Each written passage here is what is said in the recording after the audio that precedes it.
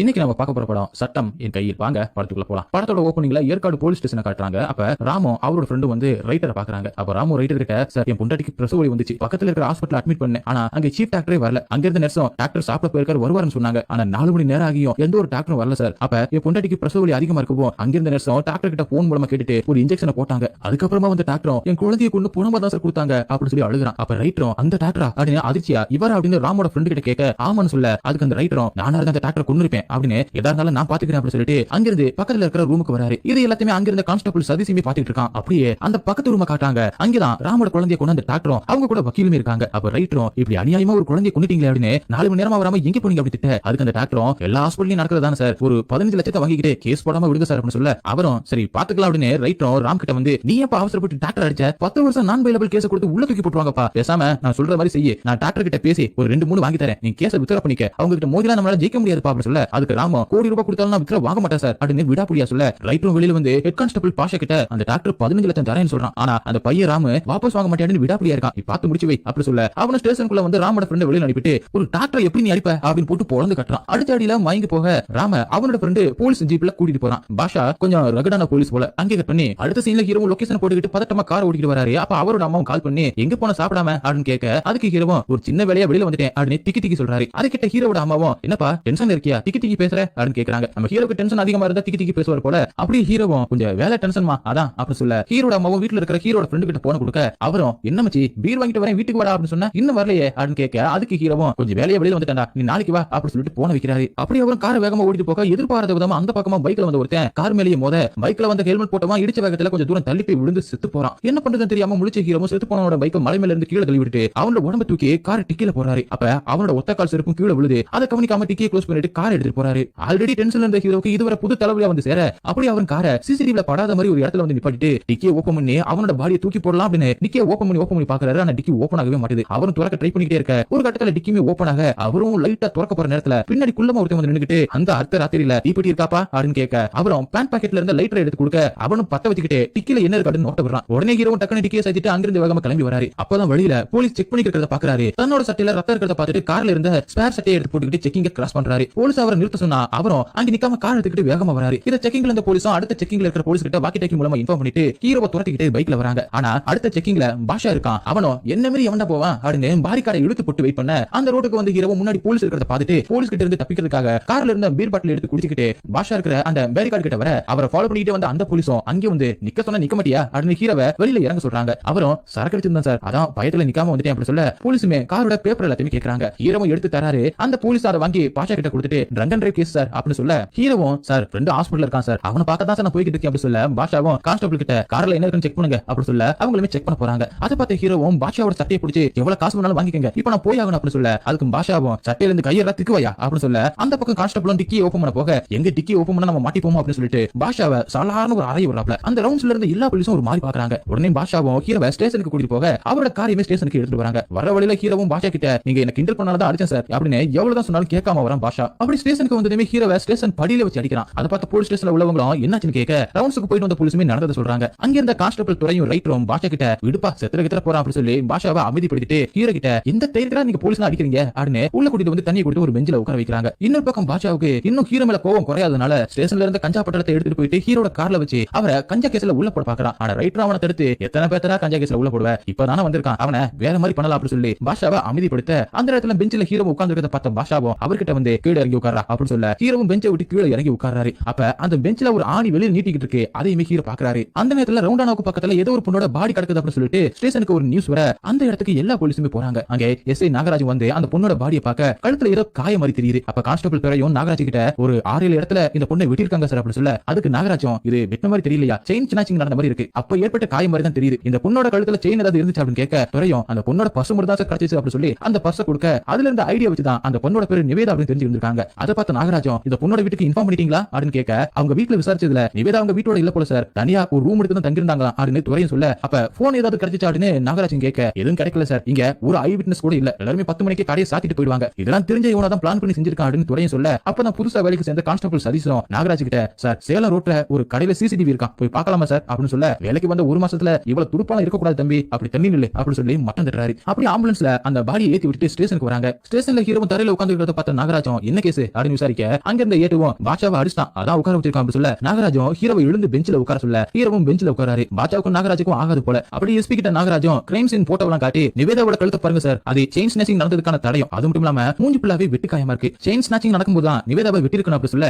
எஸ்பியும் முட்டாள நீ எந்த ஆதாரமும் கிடைக்காம இப்படி சொல்லாத, ஒழுங்கா நாளைக்கு காலையிலுக்குள்ள ஏமன் பண்ணணும் அவனை கண்டுபிடிக்க பாரு அப்படின்னு திட்டிட்டு கிளம்புறாரு. அப்படி இந்த விஷயத்தை பாஷாவும் இன்ஸ்பெக்டருக்கு போன் பண்ணி சொல்றான், 2 நாள் ஸ்டேஷன்ல இல்லனா ஸ்டேஷன் அவன் கண்ட்ரோலுக்கு வந்து அப்படி நினைப்போ அப்படின்னு இன்ஸ்பெக்டர் கேட்க அடுத்த இன்ஸ்பெக்டருக்கு ஆசை வந்துச்சு போல சார் அப்படின்னு பாஷாவும் சொல்லிட்டு போன வைக்கிறான். அடுத்தது நாகராஜும் வெளியில வந்து ஹீரோட கார் மேல சாஞ்சிக்கிட்டு கான்ஸ்டபிள் மணிக்கு கால் பண்ணி நீங்க ஏற்காட்டுல இருக்கிற எல்லா கிரிமினல்ஸ்க்குமே கால் பண்ணி செக் பண்ணுங்க, எவனா வீட்ல இல்லாம போன்ல சுவிட்ச் ஆஃப் பண்ணி வச்சிருக்கானோ அவன் வீட்ல யார் இருந்தாலும் தூக்கிட்டு வாங்க அப்படின்னு சொல்லிட்டு செயின் ஸ்நாச்சிங் பண்ணவங்களோட போட்டோவை எடுத்து பார்த்துட்டு ஸ்டேஷனுக்குள்ள போறாரு. அப்படி இன்னொரு டீம் கொலை நடந்த அந்த இடத்துக்கு பக்கத்துல இருக்கிற பெட்ரோல் பங்கோட சிசிடிவி ஃபுட்டேஜ் செக் பண்ணிட்டு வர சொல்லி தினேஷ் அனுப்ப அவருமே போயிட்டு பெட்ரோல் பங்க்ல இருக்க சிசிடிவி ஃபுட்டேஜ் செக் பண்ணிட்டு இருக்காரு. அப்பதான் நிவேதாவோட அப்பாவும் அம்மாவும் ஸ்டேஷனுக்கு வராங்க. அவங்கள பார்த்ததுமே ஹீரோவும் பயந்து போயிட்டு அவங்க கண்ணுல படக்கூடாதுன்னு ஸ்டேஷனுக்கு பின்னாடி இருக்கிற பாத்ரூம்ல போய் ஒளிஞ்சிக்கிறாரு. அப்பதான் நாகராஜும் நிவேதாவோட நம்பரை சைபர் கிரைம்ல இருக்கிற கார்த்திக் கிட்ட கொடுத்துட்டு லொகேஷனை ட்ராக் பண்ண சொல்ல அவனும் செக் பண்ணி பார்த்துட்டு 10:53க்கு நாகலூர் ரோட்ல சுவிட்ச் ஆஃப் ஆயிருக்கு சார், ஆனா இப்போ வரைக்கும் ஆஃப்ல தான் இருக்கு அப்படின்னு சொல்ல அதுக்கு நாகராஜும் அந்த நம்பர் ஆன் ஆனது எனக்கு இன்ஃபார்ம் பண்ணுங்க அப்படின்னு சொல்றாரு. அப்படி நிவேதாவோட அப்பா அம்மா கிட்ட ஏன் உங்க பொண்ணு வீட்டை விட்டு வெளியில தங்கணும் அப்படின்னு கேட்க அவங்களும் என் பொண்ணு நாங்க நல்லா தான் படிக்க வச்சோம், பி வரைக்கும் படிச்சு முடிச்சுட்டு வேலைக்கு போவோம் அப்படின்னு பார்த்தா ஏழை குழந்தைகளுக்கு இலவச கல்வி கொடுக்க போறேன் அப்படின்னு சொன்னா அது எனக்கு பிடிக்கல, அதான் நான் கையை நீட்டி அடிச்சு அப்படின்னு நிவேதாவோட அப்பா சொல்ல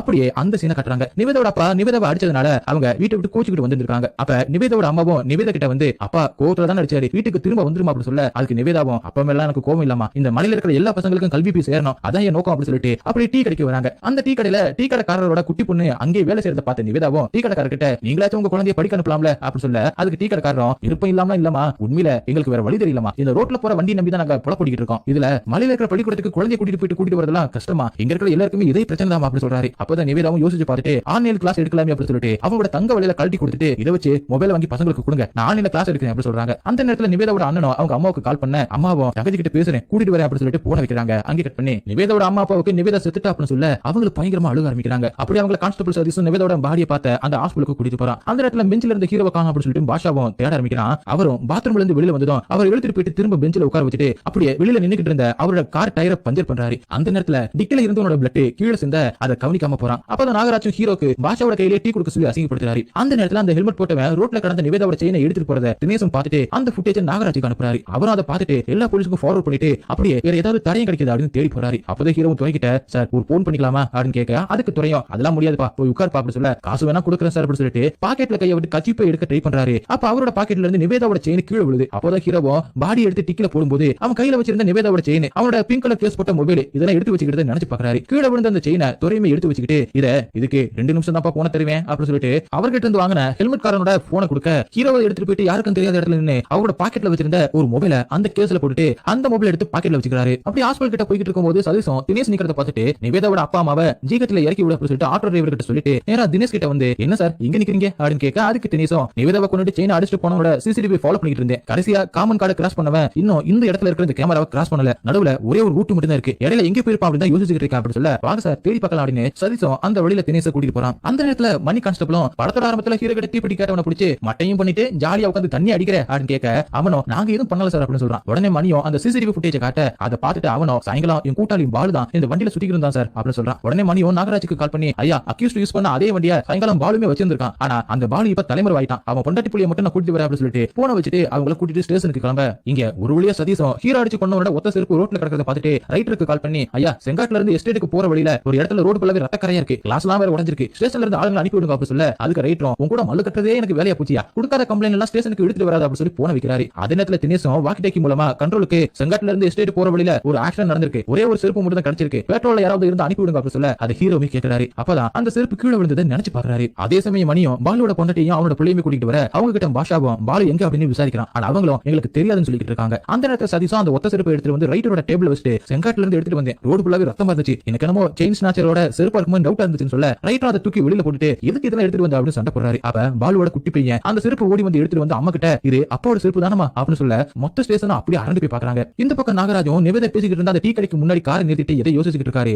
அவருக்கு ரைட்டருமே கால் பண்ணி ஸ்டேஷன்ல நடந்ததை சொல்ல உடனே நாகராஜும் ஆக்சிடென்ட் நடந்த அந்த ஸ்பாட்டுக்கு போக அங்க சதீஷும் பாட்சாவை கூட்டிட்டு வரான். அப்படியே ஸ்பாட்ல கிடைச்ச அந்த செருப்பை நாகராஜ் கிட்ட கொடுத்துட்டு செயின் ஸ்நாச்சிங் பண்ணிட்டு வேகமா வந்து ரோட்டை கிராஸ் பண்ணிருக்கணும். அப்ப ஆப்போசிட்ல வந்த கார் அவனை இடிச்சிருக்கணும் அப்படின்னு சொல்லிட்டு ரோட்ல இருக்கிற டயர் மார்க்க காட்டி இது கார் அதுதான் சார், அதுவும் சாண்ட்ரோ மாதிரி சின்ன காரா தான் இருக்கும், கார் இடிச்சதுனால பைக் ரொம்ப தூரம் எடுத்துட்டு போயிருக்கு, ஏன்னா கொஞ்சம் தூரம் தள்ளி தான் அதிகமான பிளட் லீக் ஆயிருக்கு, கார்காரன் இறங்கி வந்து அக்யூஸ்ட தூக்கிட்டு வந்து கார்ல போட்டுட்டு போயிருக்கலாம், அதான் ரோடு ஃபுல்லாவே ரத்தமா இருக்காருன்னு சதீஷ் சொல்ல உடனே நாகராஜும் பக்கத்துல இருந்த கான்ஸ்டபிள் கான்ஸ்டபிள் கூப்பிட்டு இங்க சுத்தி இருக்கிற ஹாஸ்பிடல்ல ஏதாவது ஆக்சிடென்ட் கேஸ் பதிவு இருக்கா அப்படின்னு விசாரிங்க, அப்படியே மெடிக்கல்ல எவனாவது கட்டுப்படுறதுக்கு மருந்து வாங்கியிருக்கான அப்படின்னு விசாரிங்க அப்படின்னு சொல்லி அனுப்ப பாஷாவும் கான்ஸ்டபிளை நிறுத்தி இது உயிரை காப்பாற்றுறதுக்கான மார்க் இல்ல, இழுத்துட்டு வந்ததுக்கான பிளட் மார்க், ஆளை தூக்கிட்டு வந்திருந்தா ரத்தம் சுட்டி இருக்குன்னு சொல்ல நாகராஜும் கான்ஸ்டபிளை பார்த்து அறிவு ஜீவி மாதிரி பேசாத அப்படி சொல்லிட்டு பாஷாவை ஆஃப் பண்றாரு. அப்படி சதீஷும் அந்த உடஞ்சு போயிருந்த அந்த கிளாஸ் பீஸ் எடுத்து வந்து காட்டி இதை பாருங்க சார், இது காரோட ஹெட்லைட் பீஸ் தான், இதுவே பின்னாடி இருக்கிற லைட் உடஞ்சிருந்தா ரெட் கலர் பீஸா கிடைச்சிருக்கும் அப்படி சொல்ல உடனே நாகராஜன் கண்ட்ரோலுக்கு செங்காடு வழியா ஒரு வண்டி ஆக்சிடென்ட் பண்ணி போயிருக்கு, ஃப்ரண்ட்ல ஹெட்லைட் உடஞ்சபடி கண்ணில் பட்டா இன்ஃபார்ம் பண்ணுங்க அப்படின்னு சொல்ல இதை ஸ்டேஷன்ல இருந்து வாக்கி டேக்கி மூலமா ஹீரோமே கேட்டுட்டு நம்ம வண்டியோட ஹெட்லைட் தான் உடஞ்சது அப்படின்னு அதை கவர் பண்றதுக்காக ஸ்டேஷன்ல இருந்து ஒரு ராடு எடுத்துட்டு வந்து காரோட கண்ணாடி எல்லாத்தையும் அடிச்சு நுறுக்கிட்டு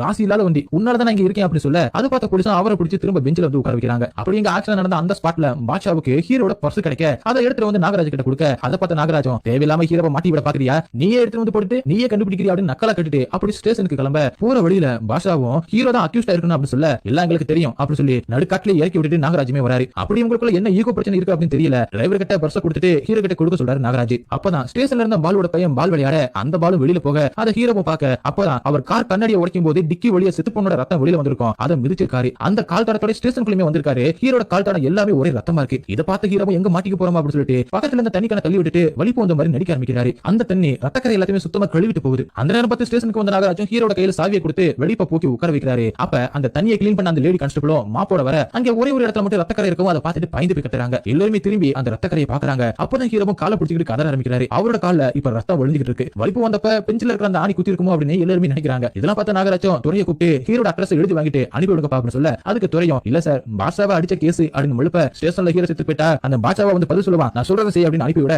அதுக்கப்புறம் ஹீரோவை கூப்பிட்ட துறையும் நான் வெளியில வரேன் ஆனா 25,000 ரூபாய் பணம் கொடுக்கணும் அப்படின்னு சொல்ல இப்ப கையில இல்ல உங்களுக்கு கூகுள் பே பண்ணட்டுமா அப்படின்னு கேட்க அதுக்கு ரைட்டரும் எங்களை மாட்டி விட பாக்குறியா ஏடிஎம்ல எடுத்து பாப்பா அப்படின்னு சொல்ல ஹீரோவும் அவரோட கார் சாவியை கேட்க அதை துறையுமே எடுத்து கொடுக்குறாரு. உடனே ஹீரோவும் வேக வேகமா போயிட்டு அவரோட காரை ஸ்டார்ட் பண்ண போக அங்கே வந்த ரைட்டரும் பஞ்சரான வண்டி எடுத்துட்டு போய் பணத்தை எடுக்க போறியா அப்படி தப்பிச்சு ஓடலாம் அப்படின்னு பாக்குறியா இந்த துரையோட வண்டி எடுத்துட்டு போயிட்டு பணத்தை எடுத்துட்டு அப்படின்னு சொல்லி அனுப்புறாரு. ஹீரோவும் ஏடிஎம்ல பணத்தை எடுத்துட்டு கையில வச்சிருந்த நிவேதாவோட போன் ஆன் பண்றாரு. அவரோட போன் ஆன் ஆனதும் சைபர் கிரைம்ல இருக்கிற கார்த்திக் நிவேதாவோட போன் ஆன் ஆனது தெரிய வர உடனே கார்த்திக் நிவேதாவோட லைவ் லொகேஷனை நாகராஜுக்கு அனுப்ப அவரும் அதை ட்ராக் பண்ணிட்டு போறதுக்காக ஜிபே எடுக்கிறாரு. ஆனா கார்த்திக்கும் நிவேதாவோட போன் உங்க ஸ்டேஷன் இன்னைக்கு தான் வருதுன்னு சொல்ல நாகராஜ் அமைதியாவே நிக்க அங்க ஹீரோ தான் வர்றாரு. இப்பதான் நாகராஜுக்கு ஹீரோ தான் அக்யூஸ்டா இருப்பான் அப்படின்னு சொல்லிட்டு பாஷா சொன்னது ஞாபகத்துக்கு வருது. அப்படி ஹீரோவும் பணம் கொடுக்கறதுக்காக உள்ள போக நாகராஜும் ஹீரோட காரை பார்த்துட்டு நேரா உள்ள வந்து ஹீரோட கையில விளங்க மாட்டி உட்கார வச்சுட்டு ஸ்டேஷன்ல இருந்தவங்களுக்கு ஆளுக்கு ஒரு வேலையை கொடுத்து வெளியே அனுப்பிட்டு அப்படி ஸ்டேஷனோட சிசிடிவில ஹீரோட கார் தெரியாத மாதிரி அங்கிருந்து ஒரு லாரியை பார்க் பண்ணிட்டு ஹீரோட கார் டிக்கி ஓபன் பண்ணி பார்த்தா உள்ள அந்த ஹெல்மெட் போட்டவன் செத்து கிடக்குறான். இதை பார்த்த நாகராஜ் ஹீரோ கிட்ட வந்து ஒழுங்கா உண்மையை சொல்லு, நான் எல்லாத்தையுமே பார்த்துட்டேன் அப்படின்னு சொல்ல ஹீரோவும் அவரை நம்பி அவன் தான் சார் சடனா உள்ள வந்துட்டான், அதனால மோதிட்டேன், நான் குடிச்சிருந்தனால எங்க மாட்டிப்போம்னு சொல்லிட்டு தான் பாடியை தூக்கி டிக்கில போட்டு சார் அப்படின்னு சொல்ல சரி அவங்கிட்ட இருந்து எடுத்து அந்த போனை கூட அப்படின்னு நாகராஜன் சொல்ல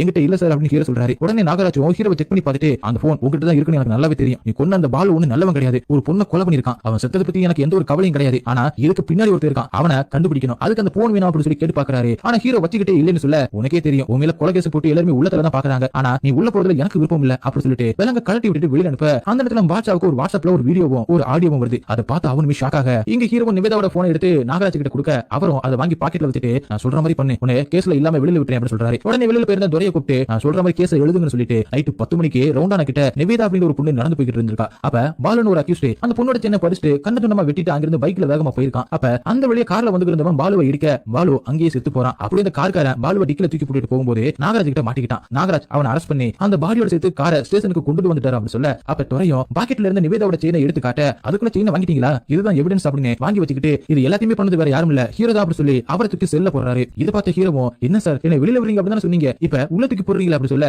உன்ன வெளியில விட்டா நான் எப்படி இன்ஸ்பெக்டர் ஆகுறது அப்படின்னு சொல்லிட்டு துறைக்கிட்ட நாளைக்கு காலையில பிரசவ வரவீங்க அப்படின்னு சொல்லிட்டு போறாரு. ஹீரோ என்ன பண்றதுன்னு முழிக்க அதே நேரத்துல நாகராஜும் செத்து போறதுக்கு முன்னாடி நிவேதாவை துப்பாக்கி முனையில எதுக்கும் மிரட்டிருக்காரு. அப்படியே வெளியில வந்து பாலு கிட்ட நிவேதா வச்சிருக்க அந்த போன் எஸ்பி ஆபீஸுக்கு போக கூடாது அவளை போட்டு திருடி இன்ஸ்பெக்டருமே ஊர்ல இல்ல நான் உன் பேர்ல இருக்கிற எல்லா கஷ்டமே முடிச்சு விடுறேன் அப்படின்னு சொல்ல பாலுவும் அன்னைக்கு நீட்டே நிவேதாவை கொண்டுட்டு செயின் போன் எல்லாத்தையுமே எடுத்துட்டு வந்திருக்கான். ஆனா எதிர்பார்த்த விதமா ஹீரோட கார்ல அடிபட்டு செத்தும் போயிருக்கான். இப்ப நாகராஜன் நிவேதாவோட மொபைல் எடுக்கிறதுக்காக தான் ஹீரோ கிட்ட நல்ல மாதிரி பேசியிருக்கான். அப்பதான் பாஷாவுக்கு பாலு அனுப்பின அந்த ஆடியோ கிடைக்குது. அதுல பாலுவும் நாகராஜ் கிட்ட நீ சொன்ன மாதிரி அந்த பொண்ணை கொண்டுட்டேன் என் கேஸ் எல்லாத்தையுமே முடிச்சு விடு அந்த போனை வாங்கிக்க அப்படின்னு அனுப்பியிருக்கான். அத பாஷாவுக்கு யார் அனுப்புனது அப்படின்னு தெரியல. அப்படியே விடிஞ்சதுமே இன்ஸ்பெக்டர் ஸ்டேஷனுக்கு வர கூடவே பாஷாவும் வந்து ரெக்கார்டான அந்த சிசிடிவி ஃபுட்டேஜ் செக் பண்ணி பாக்குறான். அந்த நேரத்துல பிரஸும் அங்க வர ஹீரோ தான் பாலுவை கொண்டது அப்படின்னு சொல்லிட்டு அந்த பாடியை நாகராஜன் காட்ட போக அந்த நேரத்துல ஹீரோவும் திக்காம பிரஸ் கிட்ட எல்லாரும் சேர்ந்து என்ன ஏமாத்த பாக்குறாங்க. இந்த நாகராஜ் தான் பாலுவை கொண்டு ஏன் கார்ல எடுத்துட்டு வந்து போட்டது இதுக்கான எல்லா ஆதாரமும் என்கிட்ட இருக்கு அப்படின்னு சொல்ல அப்பதான் நாகராஜன் அவன் பையில இருந்த நிவேதாவோட போன் எடுத்து பாக்குறான். பார்த்தா அது ஹீரோட போன். அப்பதான் துறைகிட்ட போன் பேச வாங்கின ஹீரோ அவரோட போன்ல நிவேதாவோட போட்ட வால்பேப்பரா வச்சுட்டு அதை துறைகிட்ட கொடுத்திருப்பாரு. நிவேதாவோட போனை நைட்டு பணம் எடுக்க போன அந்த வண்டியில வச்சிருப்பாரு. நைட்டு நிவேதாவோட போனை கூட அப்படின்னு நாகராஜ் கேட்க துறையோட டேபிள்ல இருந்து அவரோட போனை யாருக்கும் தெரியாம எடுத்துட்டு வந்து தந்திருப்பாரு. நிவேதாவோட வால்பேப்பர் அதுல இருக்கும் நாகராஜும் அது நிவேதாவோட போன் தான் அப்படின்னு அப்படின்னு நம்பி வச்சிருக்கான். இப்ப பிரஸ் கிட்ட ஹீரோவும் எங்கிட்ட ஆதாரம் இருக்கு அப்படின்னு வண்டியில வச்சிருந்த போனை எடுத்துட்டு வந்து காட்டி இதை ஓபன் பண்ணி பார்த்தா உங்களுக்கு எல்லாமே தெரியும் அப்படின்னு சத்தம் போட்டுட்டு இருக்காரு. அப்ப இன்ஸ்பெக்டரும் அந்த போனை புடுங்கிக்கிட்டு ஹீரோவை உள்ள கூட்டிட்டு போயிட்டு செல்ல போட்டுட்டு அது செல்ல நாகராஜ் போறாரு. இன்னொரு பக்கம் துறையும் பிரஸ் தனியா கூட்டிட்டு போயிட்டு இங்க எடுத்த ஃபுட்டேஜ் எல்லாத்தையுமே தந்துட்டு போங்க, போலீஸும் பிரஸும் ஒண்ணுக்குள்ள ஒண்ணுதானே அப்படின்னு சொல்ல அவங்களுமே தந்துட்டு போறாங்க.